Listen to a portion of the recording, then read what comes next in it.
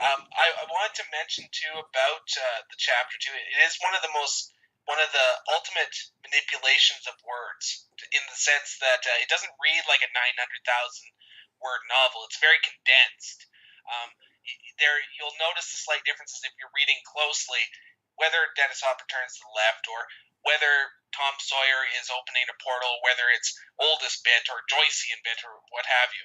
But the thing is that it condenses like a long take in a film would after a while, and you begin reading through it very quickly, but still getting everything out of it.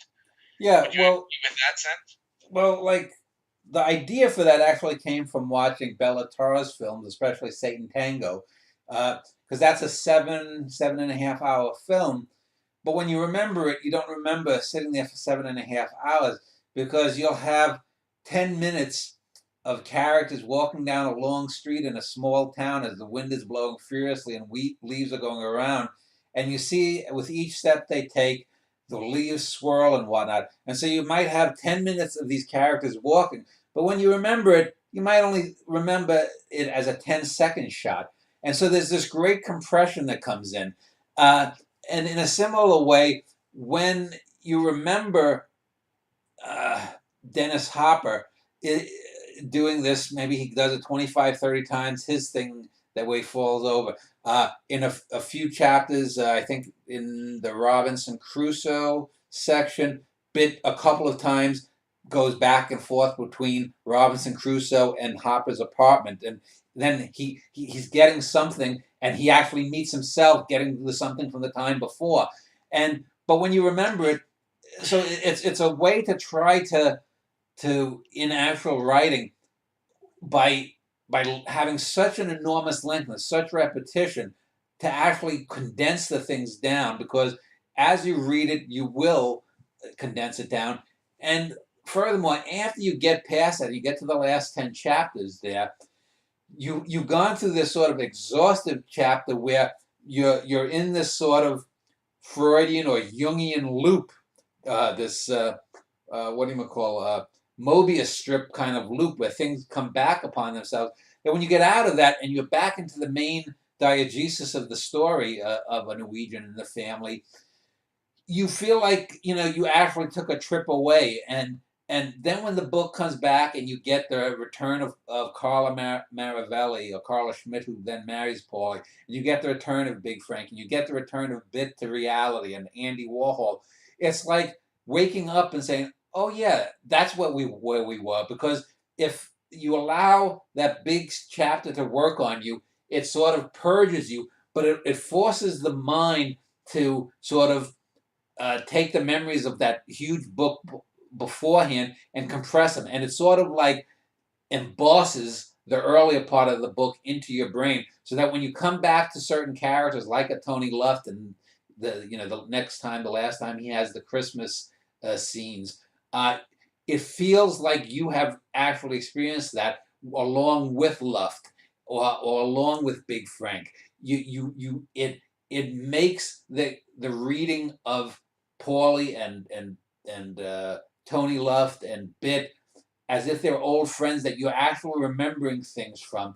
And that was one of the things that when I did the the the long conversations, was to get that effect.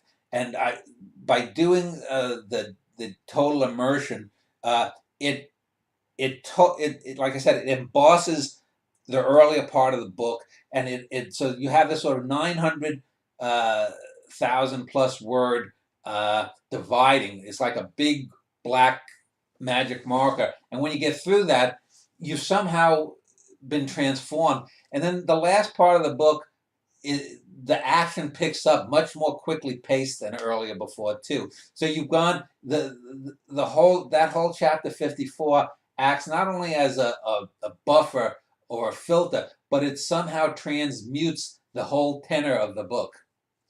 It's also a perfect rendering of two things. First, an acid trip, because if you take the indented sections and kind of lay them over each other, it makes a nonsensical narrative in itself. And then there's also that it's a perfect rendering of Bit, in the sense that, and he speaks about this briefly about his his minutes kind of bleeding into each other and kind of oozing into a rainbow of sorts. It works in how repetitious his mind is too, and how he kind of loops in on himself over and over. Yeah, I mean, I think you get about the first reference to time might be about 150, 200,000 words into the acid trip, and he asks one of the other characters, might be older bit, and the bit says, "Oh yeah, we've been here 40 minutes through this," and it's 150,000 words if you're reading it, and you're like, "What? He's only been away for 40 minutes," which might really only be 10 seconds in the diegetical mind of Bit and his acid trip too. Yeah, sometimes there's fast forwarding techniques too, where they fast forward through passages of the public domain. Yeah. And while I bring that up, this is as good an argument for the opening up of the public domain as there ever has been, because it takes the public domain material and uses it in a completely different way.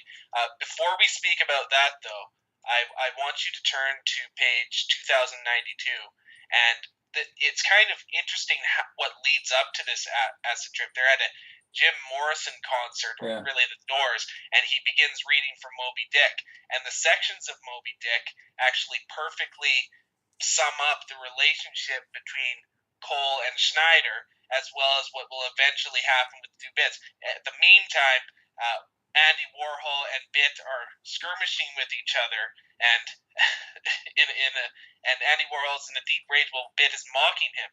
It's a hilarious sequence, but at the same time, it works very well to lead into that acid trip. And I want you to talk about that. You've talked about greasing the wheels, kind of in using humor effectively, but it also is a very good summary and, in a sense, an epigraph towards the acid trip.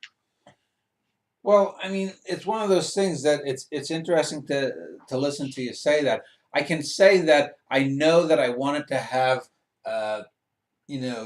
the whole idea of the sum of love and Jim Morrison and taking acid trips and